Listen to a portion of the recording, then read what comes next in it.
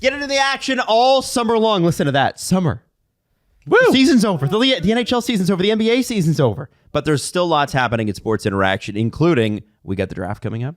We got free agency coming up for both of those sports, plus tennis, golf, whatever it is you're into, baseball, all happening right now at sportsinteraction.com/SDPN. You can bet on those things. You can bet on free agency and draft. Exactly. And we're going to actually throw a bunch of props up in the Dangles Doozy section as well. And remember, everything's you can do before games, live and play all summer long. Head to sportsinteraction.com/SDPN or download the app to get started. It's 19 plus. Please play responsibly. Welcome to Nailing the Apex, everyone. I'm Tim Hauraney. Please head on over to Spotify. Give us a 5-star rating and a follow. Same goes with Apple Podcasts as well. Write reviews. It really helps us grow the show. You can also watch us on YouTube, and you can follow me on social media at Tim Hauraney. It's emergency pod time, and here to help me, it's Adam Wylde.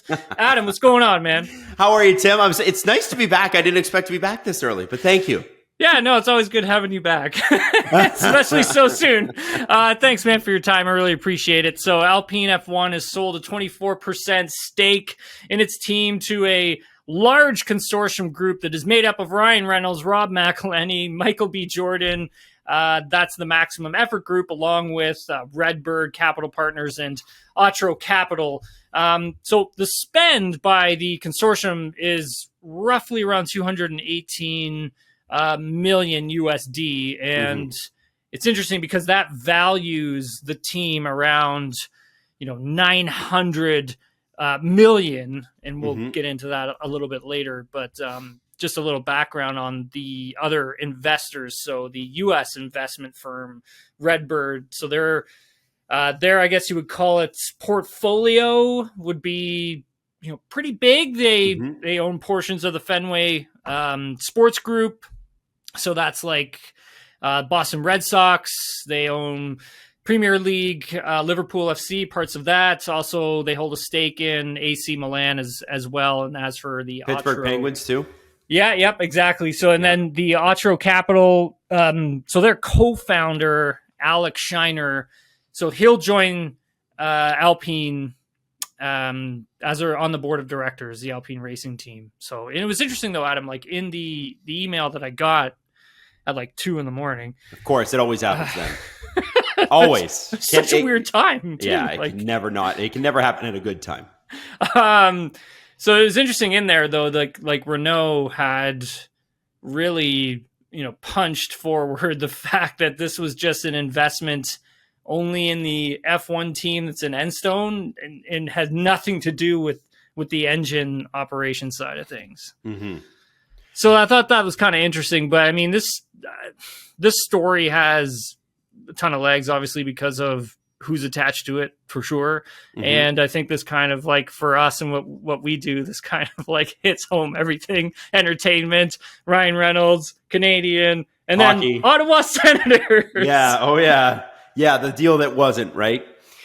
Yeah. I figured you'd be the best guy to talk to about that. Well, I don't know if I'm the best, but I'll tell you this. I mean, I think owning Alpine is a heck of a lot cooler than owning part of Alpine is a heck of a lot cooler and probably a lot less of a pain in the butt than owning the Ottawa Senators. And I say that because if you look at Formula One, just as an organization, they have, they've got 10 teams. Yeah. So that instantly you're already in a far more rarefied era than you would be as an owner than, in the NHL where you got 32.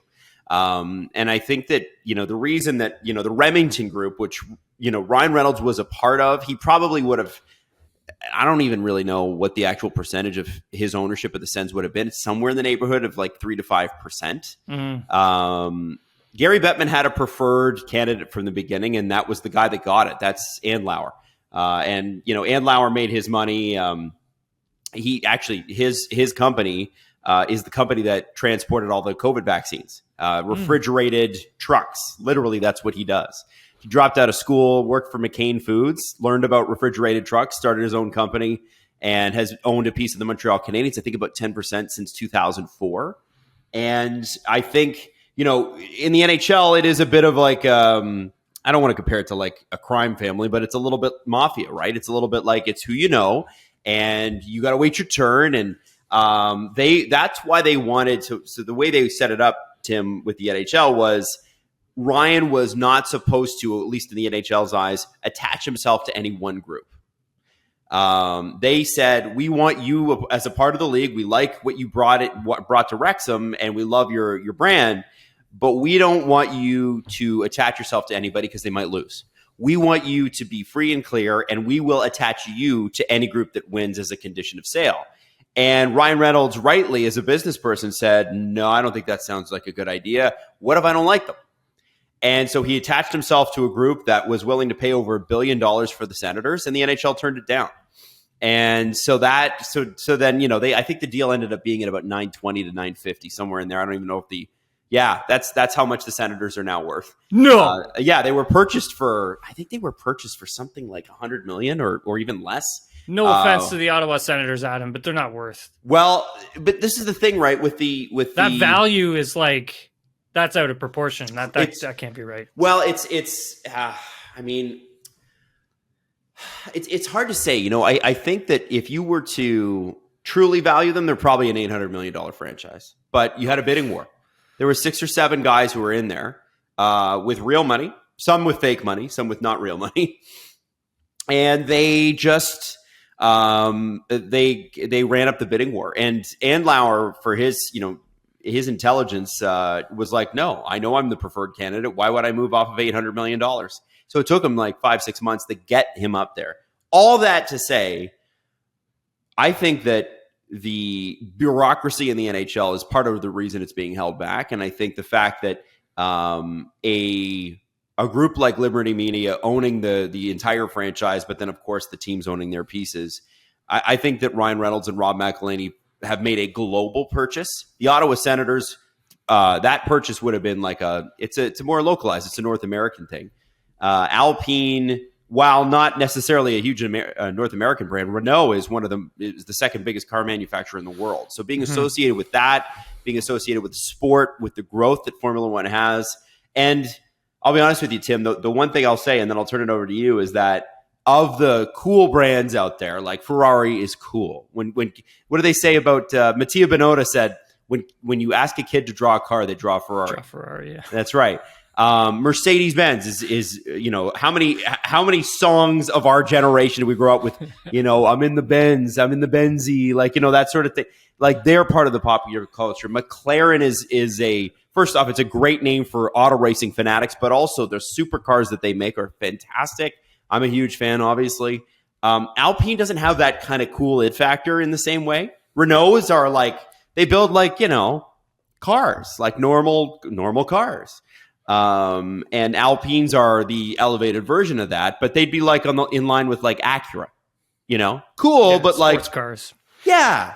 And I think that Rob and Ryan bring a little bit of coolness to that in a way that they maybe haven't had. Yeah, and that matters, right?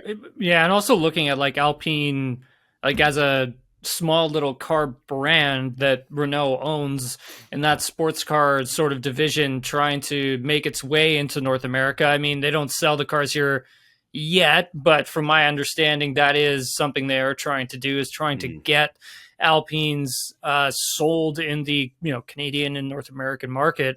It's interesting to see how much, I guess, that would leave Alpine as a Formula One team valued at $900 million. Because then when we take a look at some of the other teams that are further up the grid, at the sharper end of the grid, that has to give them a greater understanding of what their value is. I mean, let's talk Mercedes, Ferrari, and Red Bull, for instance, well over $900 million in terms of value. No question. No question. Well over it.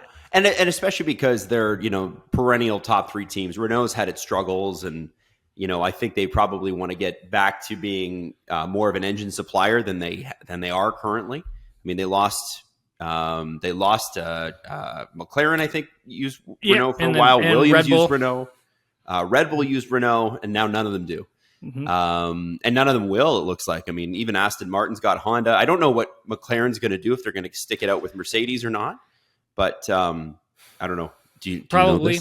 Do you know this? Yeah, I honestly, I think they're really happy with that relationship with Mercedes. I wouldn't see why they wouldn't be. I mean, it is a good power unit, and then we'll have to see what happens with 2026. I mean, obviously that's going to be a whole new set of regs for the engines, and Whether or not McLaren can get someone else on board with them, I mean, who knows? But Yeah. I think like at the end of the day, when, Stefano Domenicali was talking about how these franchises are valued at over like $1 billion, I think he was saying something like that last year, if I'm not mistaken. I mean, he's not wrong. I mean, he's not far off. Like that's huge, man. And like we'll use Williams as an example. I find them as a good example. So in 2020, Williams Racing, their divisions and the team itself sold to Dorilton for roughly 180 million USD. That's unbelievable to think about now. And you look at that's a 3-year, Adam, that's a 3-year turnaround of a team now that fights in the midfield. Like, we're not even talking about fights for like wins and podiums. They fight for points. 900 million. What do you think Claire Williams thinks? I wonder, because you're right. And so if on the high end, I mean, like, you got to look at the business side of it too. The brand Ferrari, the brand Mercedes are really, really well known around the world, right? You see those in every country. Yeah. Those have got to be double, right? Oh yeah. Easily double. For sure. Easily double. And even if a team like Williams or Haas is 500 to 700 million, I mean, I don't know if your spot on the podium necessarily means that you're worth a heck of a lot less than Alpine. I really don't know how they're going to value that, but infrastructure too. Like, I think, Adam, if you look at like the Williams infrastructure is old, it's outdated. I mean, that's one of the things that James Vowles has been, really fighting for lately since he came in and took over at Williams, is trying to update the internals of the facility and get new equipment as well on top of that, because all the equipment they have in there is like super old. And then if you look at, I mean, Alpine, so the Enstone division is it's a smaller division. And I think like when Renault kind of came in and saved everything, like, they didn't have a lot of money, and they didn't have a ton of money to invest in factory and equipment, simulator. So they have like a lot of old stuff in that Enstone factory, which, you have to think that some of this investment, the money's going to go towards, bringing up everything to code that is in that factory, because at the moment it's just way too old, man. It's outdated. That'd be my question about Alpine. That, like, their facilities are okay. I mean, they're putting a good car together. They're okay. Yeah, it's okay. But it's like, it could use, from what I've been told, it could use a lot of investment.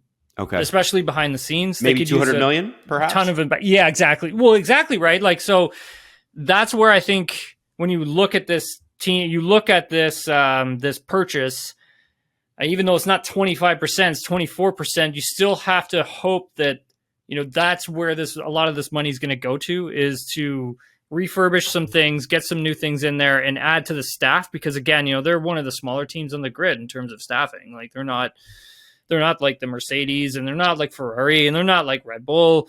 So I think for them and this these investors coming on board, it's huge, but they have to take advantage of it in the right way, I think, Adam. Well, okay, so how do you do that? I mean, obviously you got to invest some of that money, but my question is, like, what's Alpine like, or what's Renault like to deal with? Like, what's their board of directors like? I've heard it can be bureaucratic, to say the least, from time to time.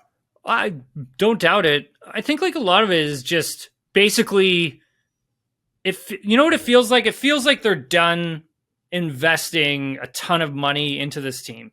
That's what it feels like. Okay. Carving out a piece of the pie for somebody else to kind of come in and dump some money into. I think like the team, wants to find another way of making sure, that the team lives on and can be competitive without, Renault having to dump a ton of capital into the program. And I think having these investor groups come in, and purchase in and taking some of that money, that I think that relieves a lot of the burden on Renault and how much money they need to invest in there. Because you remember Laurent Rossi giving the team hell only a few races into the season because they weren't performing very well. But I think like that's pressure on him coming from Renault saying, hey, we're putting XYZ dollars in there. And then Laurent Rossi's got to be like, I got to get these guys, we got to get these guys moving here. We got to get this car up to speed. We got to get competitive again. We got to score points. We got to maintain our fourth in the constructors, because the money that we get from that goes back into the team, right? Like that money may not go back to investors. That money may not go back to Renault, right? Like that money may have to literally be for the team for the next season. And so I think having this separate investment group coming on board for them is huge. I really do. And I think that's like, who knows how many, we may see more. We may see another group come in and buy in. We don't know yet. I'm curious. It's funny. It must be funny for you at least, because you remember a time when Formula One almost disappeared. Right? Oh, yeah. So 2009, we have that crash. You felt that in your racing career. Teams, like I think Bar Honda disappeared. There was a couple of teams that just flat out disappeared. Wasn't there only 7 or 8 on the grid at one point? Yeah, there was a few teams that eventually started to literally fall. I mean, like Honda sold the team for like peanuts. Yeah. To Ross Brawn. Yeah, like the Brawn GP team, which is now Mercedes, which is crazy to think. I mean, that almost just didn't happen, right? Yeah. Force India went into receivership 4 or 5 years ago. Yeah. Claire Williams sold Williams for $180 million or whatever it was, which is still significant. I wonder for you, in terms of this sport's growth, how do you feel about it? Crazy. Can't keep up with it. Could you have ever predicted something like this? Did you ever think when Liberty took over that this would happen? That's a great question, because when I thought that was the best thing for Formula One is when Liberty Media took over. I literally thought that is the best thing that they have done in a really long time, and they're really going to help the sport, because you're getting sports folk who invest in sports, and they deal in sports and media and entertainment. And that's the perfect thing for any league to have, like that type of ownership, because it means that they're going to care, and it means they're going to invest, and it means they're going to put a lot of their attention into it. And that's the most important thing for motorsports at that time. And then going into, COVID pandemic, like, oh man, they had brought the series up before the pandemic, and we were almost going to lose teams because of the pandemic.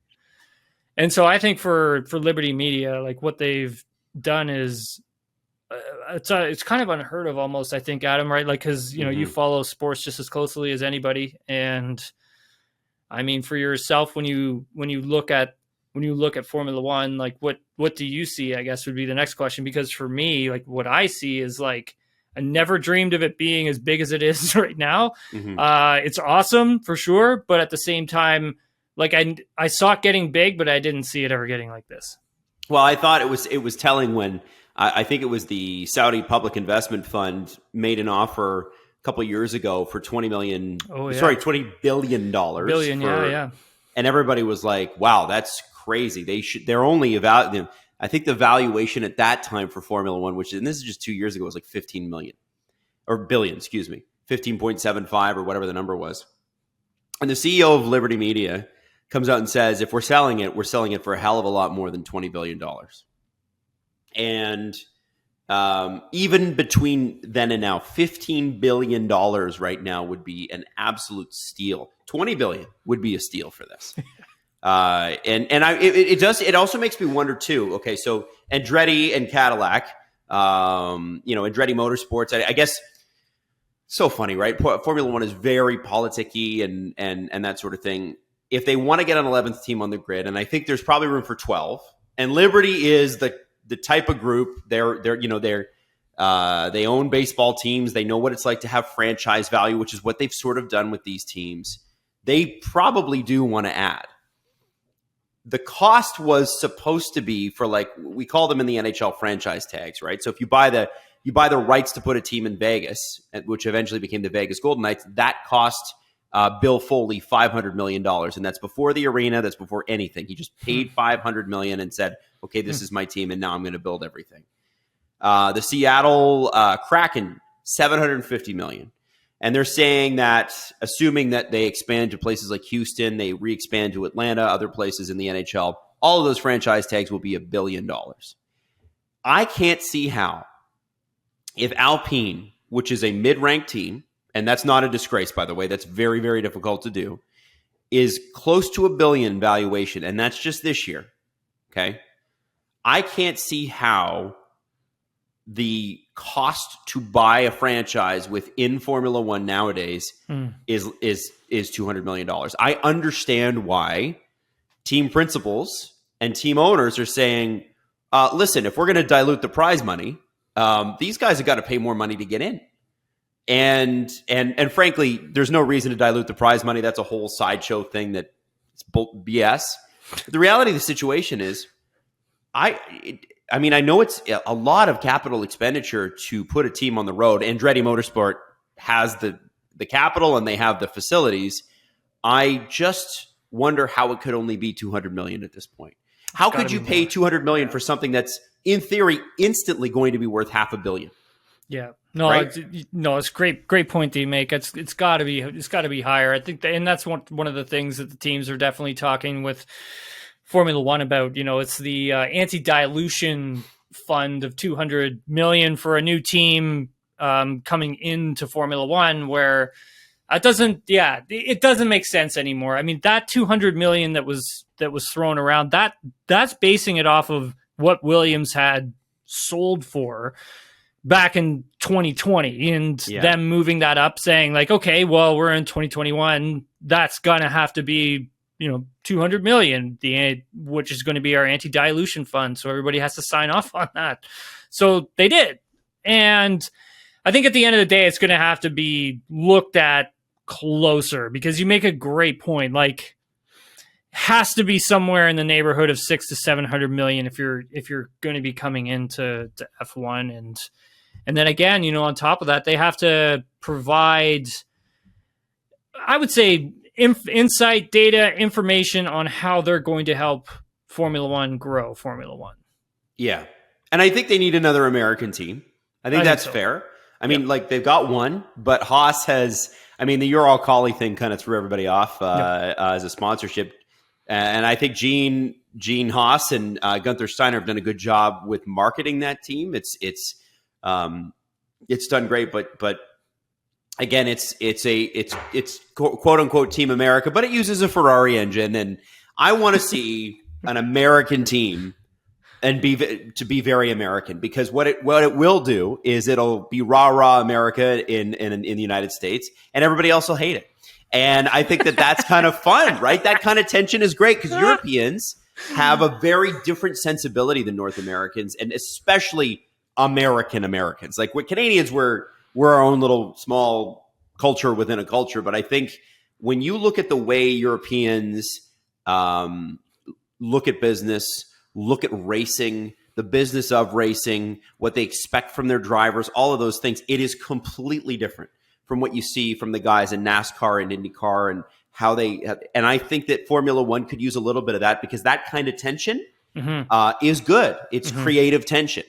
And it would be spectacular for the Cadillac brand worldwide. I'm just curious about, like, is that the kind of company? And does Andretti have that kind of money? And does Cadillac have that kind of money for a Formula One team?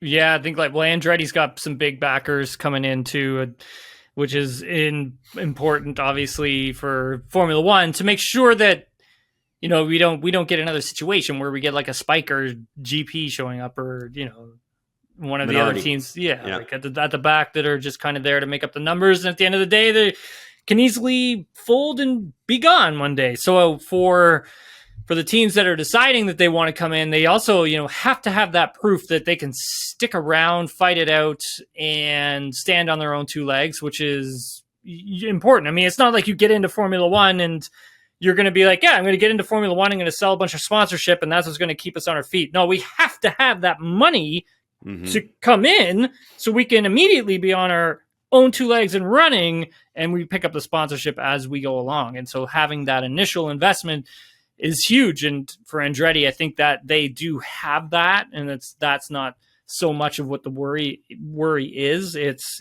I think a lot more has to do with the anti-dilution fee, and then how much are they paying to come in and all that kind of stuff. That's what I feel. Liberty Media here, Adam, just to put a bow on this, I mean, they've done such a great job of taking these teams and making them franchises where, like in the past from watching Formula One, they never were really like that. They just spent crap loads of money just to compete. Yeah. They were toys. It literally, right? And so Liberty, I think, has kind of come in here and really saved everybody from themselves. Yes, I think so. I think it's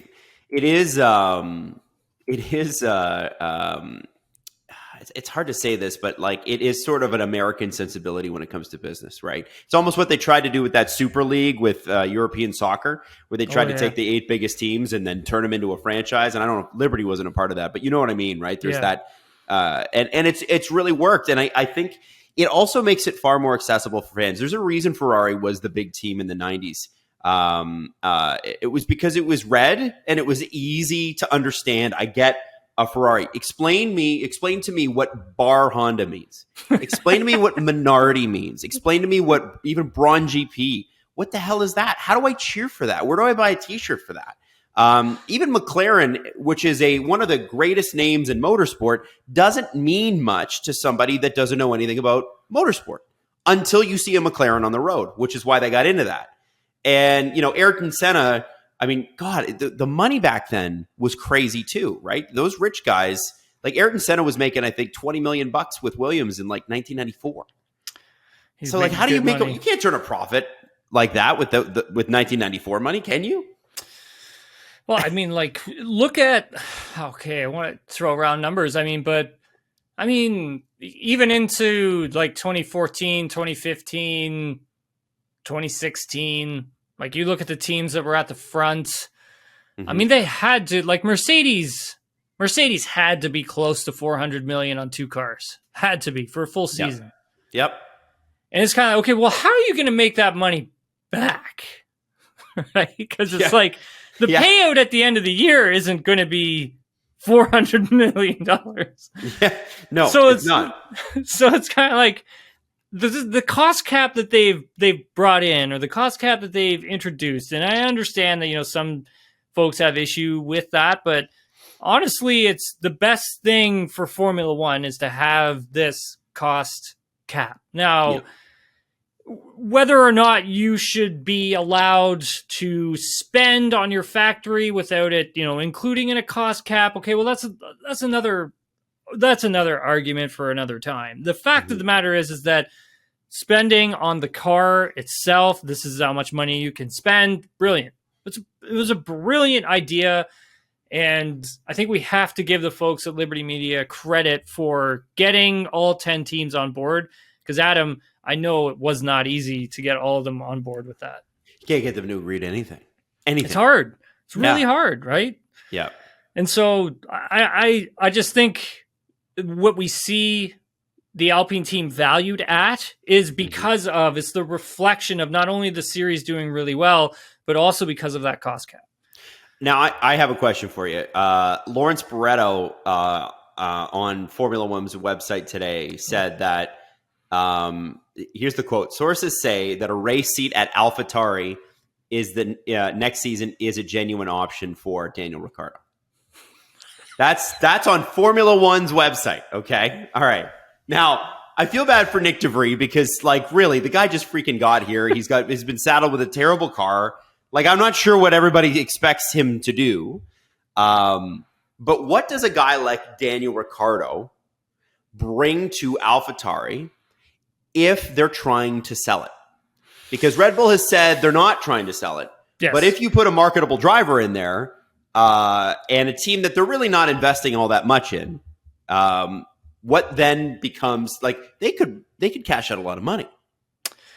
They could. I I still don't understand why they wouldn't really kick around the idea of selling. I mean, it just to me, you've already got the big team. You're already going to be building your own engines. You kind of got enough on your plate as it is. Your team's value is through the roof, has to be. And then you've got this other team. Yeah. And like, I understand having the other team to have the votes. Like I get that, but I don't know if that outweighs how much it's actually worth to kind of, feed money to. Having Daniel Riccardo come onto your team, I think in terms of the sponsorship aspect of things, that's a extremely intriguing place for a sponsor to go to be a part of that team that's now a part of Daniel Riccardo. It's because these drivers are now marketing machines at the same time, and it'd be good for him. But the flip side to all of that is he going to be quick? Yeah. That's the thing. We don't know. Well, we'll find out in a couple of weeks because he's doing a tire test for Red Bull at Silverstone following the British Grand Prix. So, how much weight do you think they're like? How much are they watching this? Yeah, so I talked to Daniel about this actually. I literally asked him that exact question. Oh yeah, okay. Yeah, exactly. Yeah, so he said, I'm paraphrasing here, but essentially it's not lost on him the fact that they will be digging into the data and taking a look at his lap times and where he stands and all of that, and considering the type of tire that they're running and how much performance is lost from that. Where does he kind of equal out, or does he have his performance back? I do know he's done well in the simulator, which is important. So that's a good sign of things. And I've really got to spend a lot of time with him lately. So it's, that's good. He looks refreshed. Does that make sense? Good. Like he looks, he looks rested. I'll say that. Like I think like his appearance wise, he looks happy. He looks refreshed. And I think that's only going to lead to performance. Now, can he outperform Yuki Tsunoda, who we'll see what happens to him, right? Because we're not sure if he's going to be back in that seat next season. He should be. Yep. He's been really flattering that car this year. But I think like if you pair yourself with that and then you get your ass dusted, you're done. Okay. Right? Like, listen, we're all holding out a hope, right? Like that we all kind of hope he's going to do it. But let's be honest though, right, Adam? I mean, like, you go there, you get run over by Yuki. I mean, that's got to be it. Yeah. That's it. Yeah. And it does come to, life comes to an end in sports for everybody. For him, he's going to be able to parlay this into a lot of different things. And I think he already is. Look at Hülkenberg. Guy comes back at 35. Riccardo is, I think he's 32 right now, 32 or 33.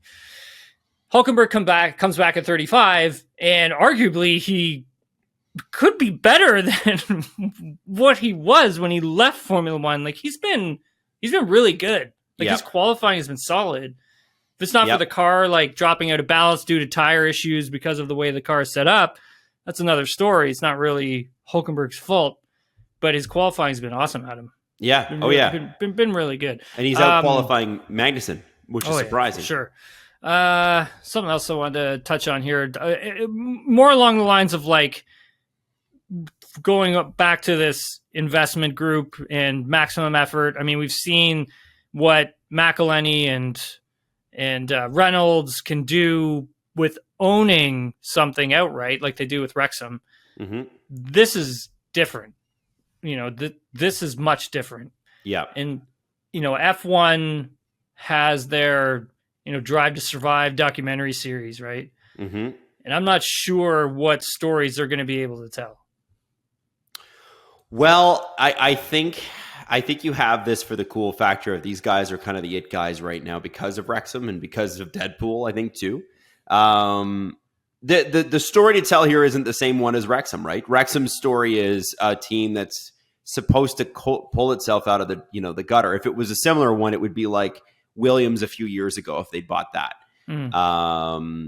But I think what they will do is they're going to bring an English face to a company that really doesn't have a lot of presence in the English speaking world. Like I can't recall seeing many Alpines when I've been to London. I'm sure they're there. but they're not, one of the foremost cars that you drive. I don't think there are a lot of Renaults in Australia, definitely not in Canada and the United States. So I think this is, to me, it's great to have that kind of capital investment, $200 million, fantastic.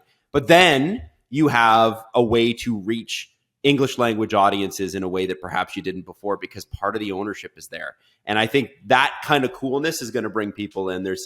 I think there's a lot of eyes on those guys right now. And here's the great thing is that they're minority owners, so they don't, it doesn't live and die by them the way Wrexham actually does, So they'll be there for the fun bits and let the guys who are more seriously invested take care of the rest of it. So pop over to Twitter real quick. Take some of your questions from Zach W. If they can sign Riccardo next year, Ryan Reynolds and him would be an awesome marketing team. Yeah. I think they're probably okay with their driver lineup. I think they're okay too. Yeah. And I think the Renault did the Daniel Riccardo thing. Scott Morton, will Alpine run a special Deadpool livery at some point this season or next? Yeah, I agree with you. Next. Yeah. And from James, how do ownership deals like this affect the drivers? Would there ever be a worry about being bought out of your seat come season's end? Or is this such a small piece of the ownership puzzle that the drivers won't really care?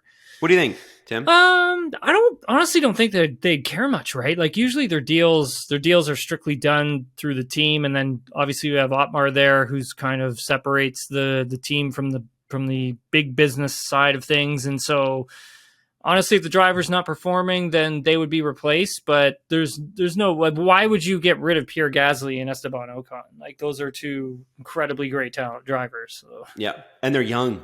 Yeah. And they're cool. It doesn't make any sense, right? Yeah. Like people love Gasly, even though he's not having a great season right now. People still love to cheer for the guy. Same with Esteban Ocon. I think he's an incredible talent. So yeah. And they're French language drivers on a French team. And that does matter. Absolutely. And they're very good. Absolutely. So. Adam, thanks very much for taking the Tim. time. Let everybody know where you're going tomorrow. Going to Nashville for the draft. Draftville. Let's go, baby. It's going to be like the quickest 48-hour turnaround ever, Tim. I know you're used to these, but I'm not. We're flying in. We're going to be there for 2 o'clock. And then we're like, Jesse's like, we're going to the apartment and then we're going to go shoot content. And then we got a early morning to record the podcast. And then we got midday, nothing. And then we've got like an event from 2 to 4:30 and then live streaming the draft and then get on the plane, get home because it's free agency on Saturday. So it's just a crazy week. So like the live stream of like the draft and everything, like how are you guys doing? Like you guys have your own little stage or set up at your hotel room? Like yeah, we're going to be in the hotel room and it's going to be on Twitch and we just going to chat because you know what, to be honest with you, like the NBA and the NFL do a really great job with their draft, hyping up the draft picks, getting people excited. It's like, in entertainment, what you always have to answer is what's at stake here. And these guys, it's their future. In the NHL, it's like, kind of letting the air out of a balloon. So we like to have a little bit more fun with it than perhaps the broadcasts are allowed to have. And so we're going to do that. It's good to be down there for the draft. It's good to see people and reconnect. And it's almost like a big adult party down there. So that'll be good. We won't get to do much of the partying part, but I think at the end of the day, it's great to be down there. And Nashville is just the best place. Have you been? Never, actually. Oh, Tim, you gotta go. It's great. Spectacular place to be. Yeah. Well, Adam, dude, I really appreciate your time. Thanks very much. Thanks for having me, buddy. Have fun in Nashville. It's going to be awesome. Also, those of you watching, listening, stick around. We have Kevin Foster, Canadian Formula 4 driver, racing in the French F4 Championship coming up.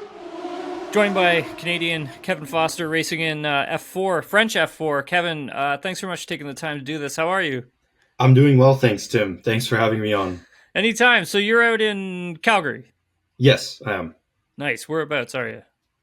Calgary, the northwest area in the newer communities, Royal Oak there. Are you close to, I guess, what is it, Banff? So for those listening, Banff is like a really beautiful part of the province of Calgary, Alberta. I guess you could say so. I'm about an hour's drive away from Banff.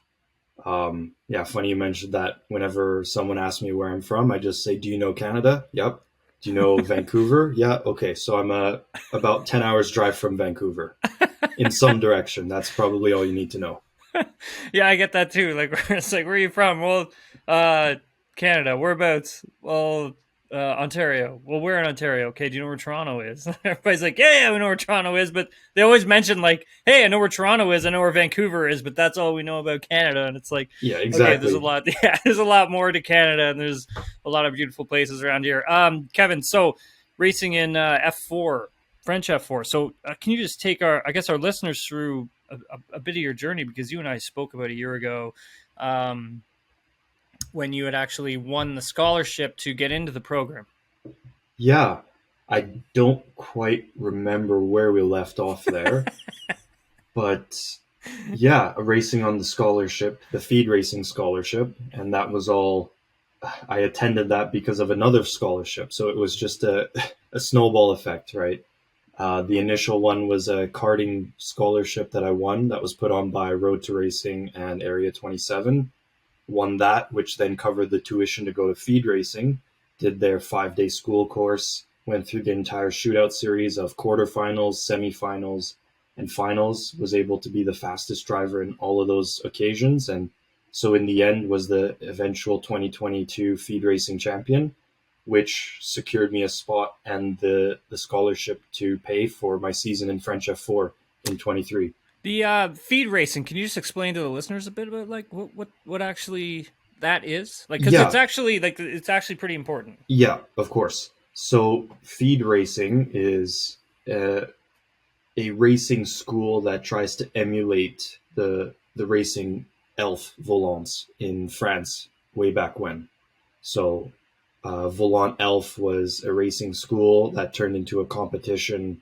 Some of the alumni, like Olivier Panis, I want to say that Jean Alesi and who's the other French F1? Prost. All of those guys were Volant winners and went on to race in F1. So that had died out in the 90s, 2000s, and then was brought back to life by Jacques Villeneuve and Patrick Lemarie. They wanted to put on a school where anybody could show up with any level of experience, learn how to drive the car by paying a certain fee. And if they had the talent, if they had the passion, if they were willing to listen to the instructions to be fast, then there would be a competition aspect to it where they would continue on. And as long as they had the results, then money wouldn't be the issue that would hold them back. I think the Volant Elf, that used to be, I think it was Elf La Filière at one point, was a racing school. This is back in, I want to say 2000, actually maybe 99, 2000. And they actually had a battle here in Ontario, and it was me, Mark Wilkins, and who else was there? I think it was Josh Beaulieu, and then there was someone else I'm missing. I think there's 4 or 5 of us who fought it out for that scholarship to get over there and race in Elf La Filière. Because it was almost like a school at that point, right? Where you went over, you raced against each other, but you learned about racing, you learned about the cars, you worked on the cars, you engineered and all that kind of stuff. But this is a little bit different, isn't it? Where you're not actually engineering the car, you're getting to work with engineers, right? Yeah. So I guess feed fundamentally is just a chance for people who might not have the entire budget to go racing in F4. They pay a tenth of that to go to a racing school to actually verify their racing skills, get to work with high-level professionals, and then from there, as long as they continue to do well, they would have the support of feed going forward. That's cool. And so explain to, I guess, folks what F4 like it is, because there is like it's like a ladder system into technically F1. Yeah. So F4 is only 3 steps away from F1 numerically. But I can definitely tell you, if you talk to drivers, they'll say it's a lot more complicated than that. But F4 fundamentally is just a very basic car with slick tires and a little bit of downforce that gets you in the formula driving style to then help you progress into higher categories. F4, it's a national, I want to say national series is probably the best way to put it, where each nation sort of has an F4 series. So there's French F4, which I'm competing in, Italian F4. There used to be a German F4 series. There's Spanish F4. And then, of course, over here in the States, we've got US F4. No Canadian F4, though, which is kind of a shame. But again, we don't have the tracks to quite run a full series. Yeah. And then there's Brazilian F4 down in South America. So there's quite a few series around the world. There's also the F4 Winter Series in the UAE. But then it's really just initial proving ground for most drivers. It's not ridiculously expensive for people who can't afford racing. And like I said, it's a good platform to jumpstart a Formula racing career because you do your year of F4 and then you can move up into regional series like Formula Regional Asia Championship, Formula Regional European Championship, America Championship. And then after that is F3. So this is a big opportunity for you. I mean, almost sounds like, pretty much fully funded, which is huge, right? Yeah, it's not something heard of most days in racing to have a fully funded seat, but yes, Feed is covering the entry series cost for French F4, which covers all of your racing. The easiest way to put it is it doesn't include your crash damage, travel, and accommodation. Everything else is covered. That's awesome. Yeah, it's a big opportunity, isn't it, Kevin? I mean, it's huge for me personally because without Feed, there would have been no way I'd be racing this year in that series. We just unfortunately don't quite have that expendable capital to be racing at that level yet.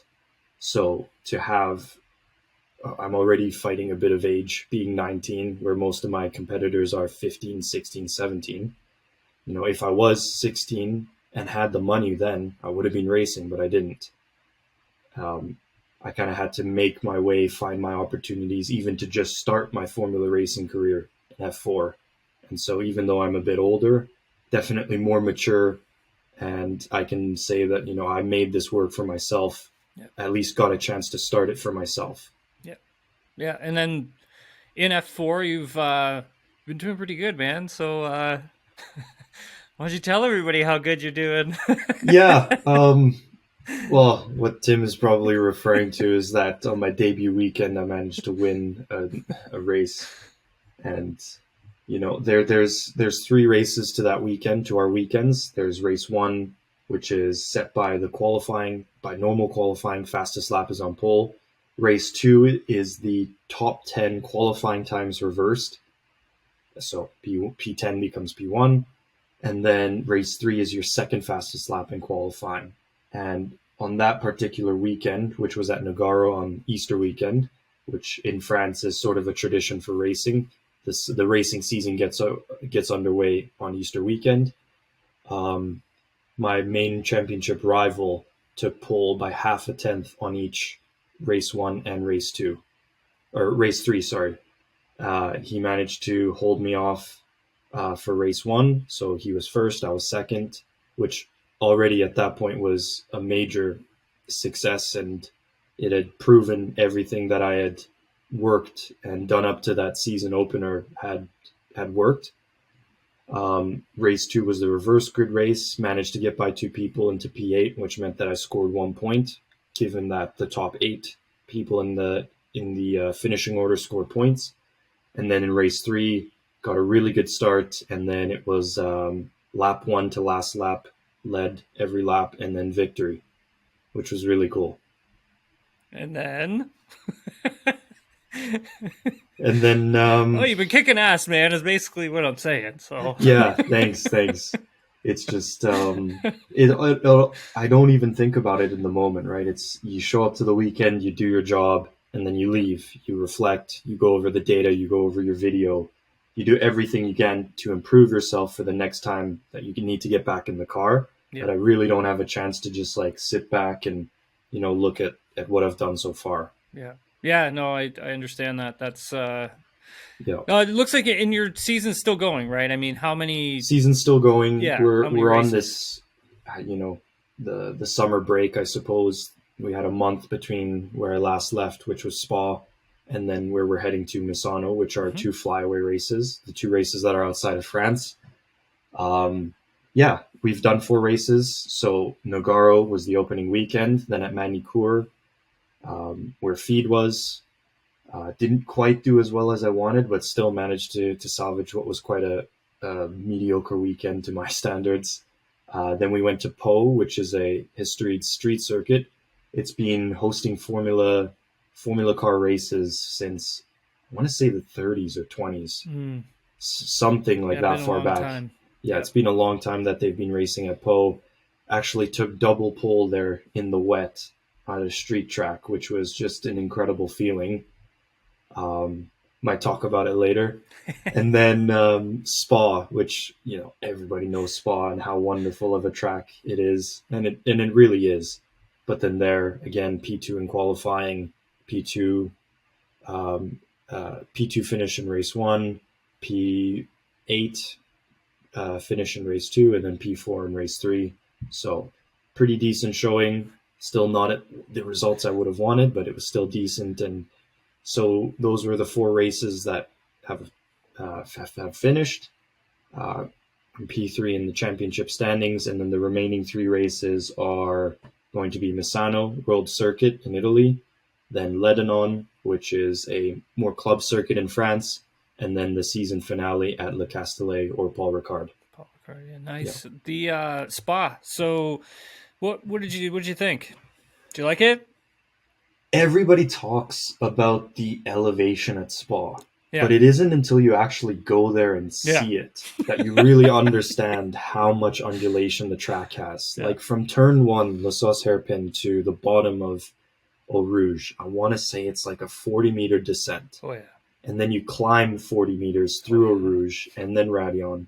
And then you continue to climb onto the Kemmel Strait, and then continue to climb into the Les Combes chicanes, and continue to climb until you just crest and reach that highest point in the circuit before you go into that nasty, long, off-camber hairpin, 180 hairpin, and then all downhill from there. So it's downhill. There's a downhill left through No Name, downhill left through Pouan. Downhill continues to go downhill to the left. Then you go to the Fagnes, and it's still downhill. And then finally you get this last little dip through Curve Paul Frere before you actually start to climb again all through that back straight section through Blanchimont, and then a final quick climb through the final bus stop chicane. So there's never really a flat moment on that track. You're either going up, going down, turning. It is really the roller coaster, the mother of roller coasters of tracks out there. What'd you think of Pouan? Well, for us, it's just a quick dust of the brake, maybe downshift into 5th if you're following in the dirty air, but it is just a dust of the brake, tip it in, front end gets in there pretty good. Make sure not to do track limits like I did 3 times and get a 5-second penalty on the exit. Yeah. And it really is a great feeling because all the corners are mid-speed corners. So you're always having to move the car around because the car doesn't have the arrow to stick through the corners if you were to just drive through it normally. Mm-hmm. And so you got to make sure that you're rotating the car on entries, keeping the rear nice and light, keeping it moving. Otherwise, you'll just understeer and kill the front tires everywhere. And then Eau Rouge, was it Easy, flat out? easy, yeah, flat. Really? Wow, Yeah, for you guys, because flat. you guys don't have like a ton of downforce on the car, so I was surprised. No, I don't know what the actual figure is when we're going a certain speed, but there is a level of downforce that the wings do bring, because at Spa it was apparent when someone would be running a lower downforce setup or a higher downforce setup. But yeah, first practice session on the Thursday, we were exiting through the GT pits rather than the F1 pits, so we were going up Eau Rouge way over to the right. And then, first push lap, just kept it flat, didn't even think about it. Went through a Rouge flat on my second flying lap, and then never lifted through there unless it was for setting up a draft. And actually, there were a few times that I went too wide through Eau Rouge and Radillon flat. So it makes, yeah, I want to say it's just a bit too much track for an F4 car, because a lot of the lap is flat, but it's crazy. It's a wonderful feeling because you can actually race there. Yeah, I bet. So Poe, street circuit, what'd you think? So take it through, because it's like your first time on a street circuit, right? Yes, it is. I mean, it's for me, everything's a first time, so I can't label each individual event as a first time. But Poe showed up to the city on the Tuesday and just kind of explored a little bit. Got a chance to walk the track, and I was joking with all my friends and my guy Patrick, like, yeah, I've already done an entire racing stint walking the track.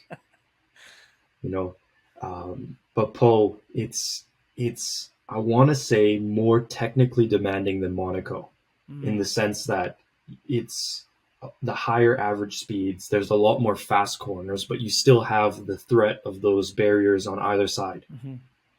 So going down into turn 1, it's flat, but the exit is blind and you're being pinned between two walls. Then you enter into turn 1, which is kind of, it's got some crowning. The entire track has some crowning to it. So you really have to decide whether you commit early into the corner or try and still do that traditional late apex, but really make sure to square it up on the exit. And then you get into a first gear hairpin where I think our apex speed was in the range of like 30 or 40 kph. So really slowing it right down. Then you go into the long Parc Beaumont, which is a long right-hander that never seems to end. But it's, again, lined by walls on each side before you're quickly tossed into a chicane where you have to hit some curbs to get the curb line right. And then you go down into another section of the track, hairpin, and then you've got 2 final quick chicanes. But again, lined with walls on each side, massive, massive curbs. I want to say they were like 2 inches high, so definitely don't hit them. And yeah, so Poe itself, the driving was very technically demanding. And for us, we only had one 30-minute practice session, and that was it before we got right into quali. You're still learning stuff when you're in the race, like. Yeah, so it's one of those events where you have to be continually learning while you're racing and having to manage so many other variables. So in practice, it was dry, and then of course, it starts to rain during qualifying. So that was another aspect that needed to be accounted for when you're already trying to learn this already difficult circuit. But yeah, I mean, I had done some laps in the simulator of Poe, so I had the general idea of where to turn left, where to turn right. But of course, actually going there is a different thing. Yeah, so once it rains, though, it really changes the whole dynamic of the track. So all those things that you did learn in practice, you can kiss all that goodbye, right? Yeah. I mean, it's so the upside to that was there wasn't a whole ton of rubber laid down on the track, so there was a bit of freedom of line. You weren't forced to always run that typical karting line, the outside line around every single corner. What was more the defining factor for the line was all of the painted white lines. Right. Now you hear F1 drivers talk about in the wet, the white line is just like ice. Oh, yeah. You touch it under braking, you lock up, you touch it under acceleration, you practically spin. It wasn't until I had felt that for myself that I really believed it. Because going and touching a white line, it was just like you lost all grip at that particular tire. And you wouldn't think that little bit of paint would do that, but it totally does. And so going into Parc Beaumont, there's about 3 crosswalks, all with those zebra crossings. And so every time you have to make sure that you position the car either to go straight across it or in between the gaps so that you're on the asphalt between the painted white lines. So the level of accuracy and precision you needed to drive that circuit in the wet was, I want to say, it was unparalleled by any other circuit in the world. That's crazy. Yeah. So cool, though, right? I mean, I'm trying to remember what my first street circuit in the wet was. I want to say it was like, oh, God, I want to say Toronto was probably the first in a Formula car, like on a street circuit. There's just so much like you're watching out for. Like I remember I got caught up on a manhole cover. Like, yeah. But you can't see it, right? Like you just gotta remember from a track walk where these things are, because you're. I mean, even if you do remember from a track walk, it's just like sometimes you can't do anything but hit it. Yeah, exactly. It's right on the racing line, or circumstances force you on it. Dude, this has been great. What's the plan, I guess, moving forward? I mean, I understand that like financially, racing is tough and it's hard to move forward without finances. But for yourself, I mean, what would be the goal if you were able to get the finances together that you needed? Where would you like to see yourself going next? Well, for me, I think the goal, and should be the goal, is to get into FIA-F3, being that it's one of the premier feeder/junior series in the world. It's an international series, and that you race with the F1 calendar at their events. I feel for me, being, again, 19, that if I was an F3, then age doesn't really become that much of a factor anymore. I want to say Victor Martins, who was the championship last year, was he 20 or 21? Oh, yeah, he was over 19. For sure. Yeah. So the age range sort of increases a bit in FIA-F3. Yeah. You don't get quite as pressed about it. And for me, I think the car looks really fun to drive. And it's just one of those things where I just feel as a career move, FIA-F3 makes the most sense for me. Getting on that F1 ladder, getting in the paddock, rubbing good shoulders, getting that visibility.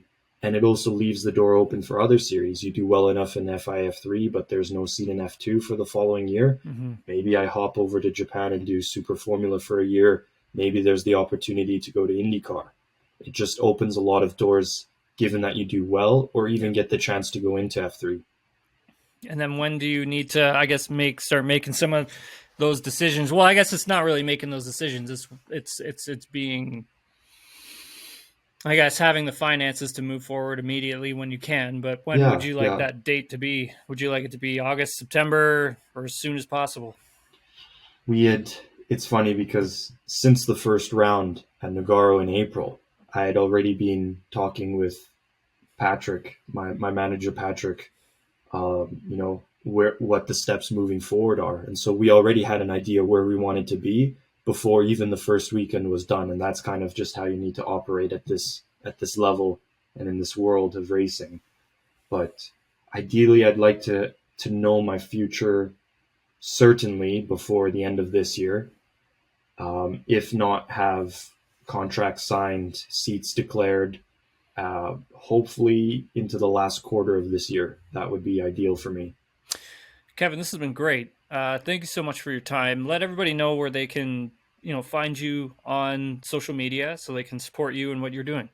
Yeah, so I primarily operate off of Instagram. So if you give me a follow there, it's _Kevin Foster _.